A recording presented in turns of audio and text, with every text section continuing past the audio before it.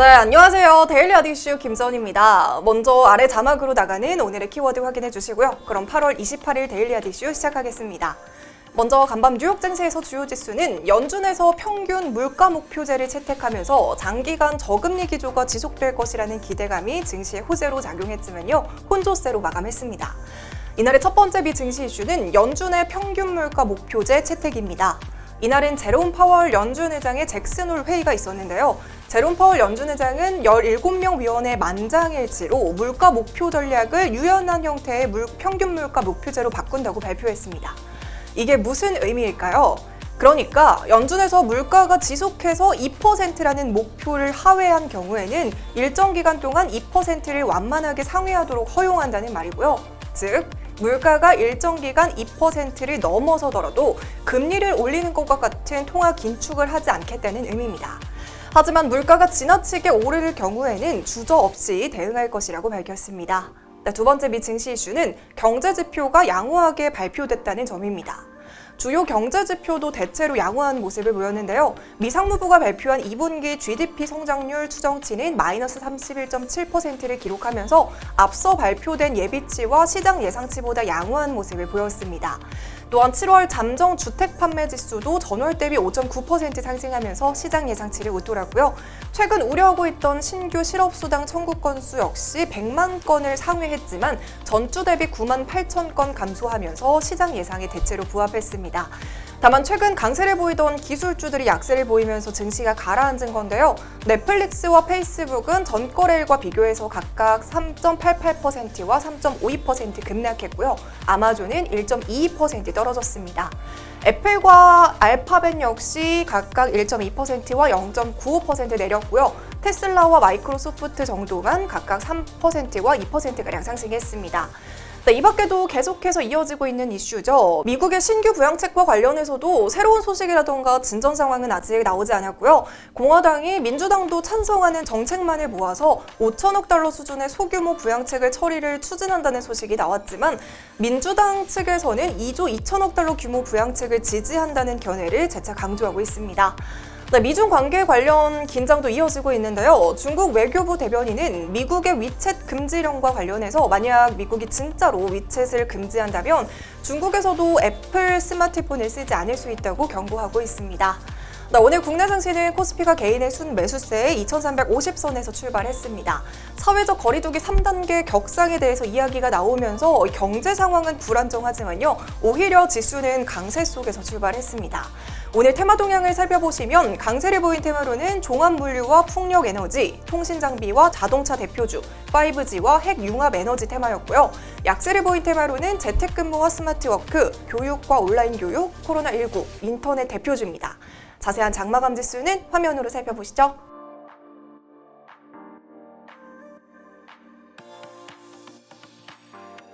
이어서 오늘의 국내 경제 이슈 알아보겠습니다. 오늘의 국내 경제 이슈는 공매도 금지 6개월 연장입니다. 금융위원회에서 지난 3월부터 시행 중에 있는 공매도 금지 조치를 6개월 더 연장한다고 밝혔습니다. 이날 금융위는 임시금융위원회를 열고 9월 15일 끝나는 공매도 금지 조치를 연장하기로 의결했는데요.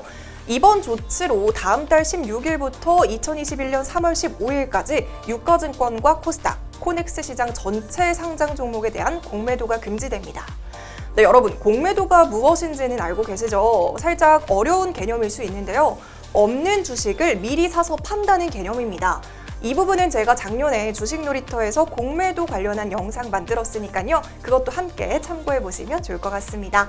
아무튼 이 공매도는 주가가 떨어졌을 때 돈을 벌 수 있는 투자 방법인데요. 일반적으로 개인 투자자들보다는 기관 투자자 사이에서 이 공매도가 활발하게 일어나고 있습니다. 한창 3월에 코로나 사태가 커졌을 때 정부에서 공매도 6개월간 금지를 하는 조치를 내렸습니다.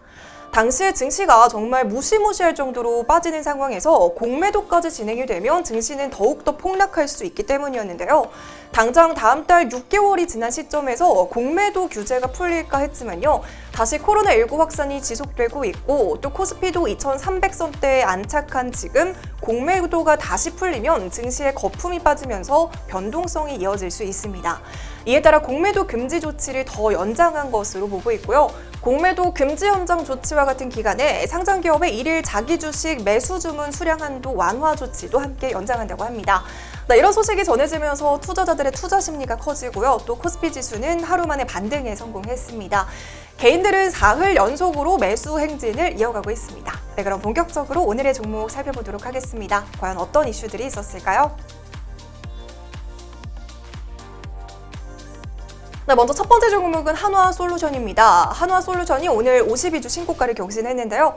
한화솔루션의 태양광 산업 부분인 한화큐셀에서 포르투갈에서 최초로 에너지 저장 장치가 결합된 대규모 태양광 발전 사업을 수주했다는 소식이 전해졌기 때문입니다.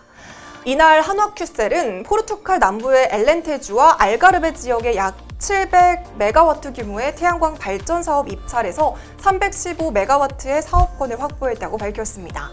에너지 저장 시스템은 전력이 남아돌 때 쌓아놓다가 부족할 때 쓰거나 필요한 곳에 보내주는 체계인데요. 세계적으로 그린 뉴딜이나 에너지 사업에 관심이 많아지고 있는 가운데 국내에서도 에너지 저장 시스템을 점차 늘리고 있는 상황입니다. 이런 와중에 이번에 한화큐셀은 포르투갈 태양광 발전 사업 입찰에서 총 6개소의 사업권을 확보한 건데요.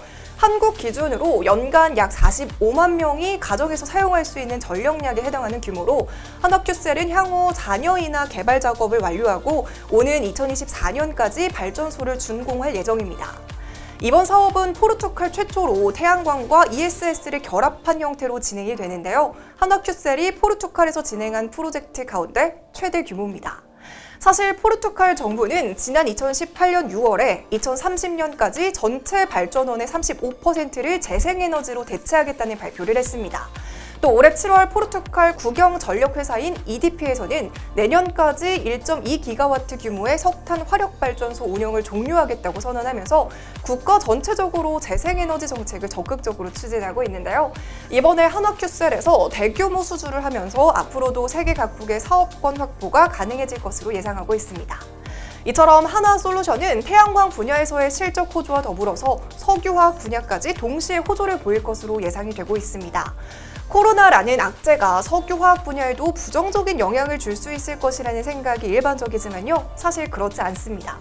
오히려 글로벌 석유화학 수요는 강합니다. 윤재성 하나금융투자연구원은 개인위생이나 음식과 포장 관련 플라스틱 패키징 수요뿐만이 아니라 신규 건축 관련 수요도 개선되고 있는데 반면에 재무 건전성 확보를 위한 글로벌 업체들의 카펙스 비용은 줄면서 공급적 부담은 축소되는 국면에 진입했다고 말하고 있습니다.